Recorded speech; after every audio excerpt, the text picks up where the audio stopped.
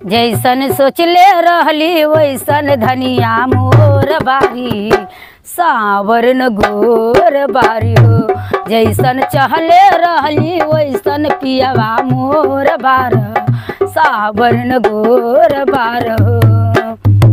बाटे गोरे गोरे गाल, कोमल होठ लाले लाल, हंसेलू त गलिया पे होला चिकसा खाल।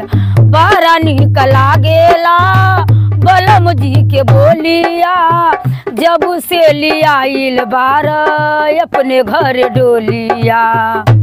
बनके हमरा जिंदगी, बनके हमरा जिंदगी में आइल अंजोर बारी, सावरन गोर बारी हो।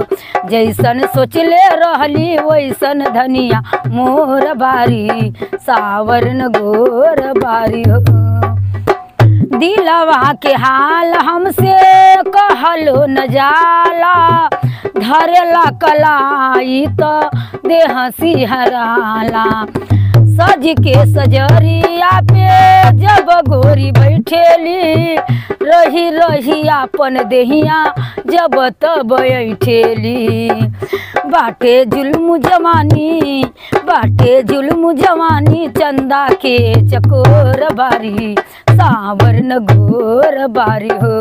जैसन चहले रहली वैसन पियवा मोर बार, सावरन गोर बार हो।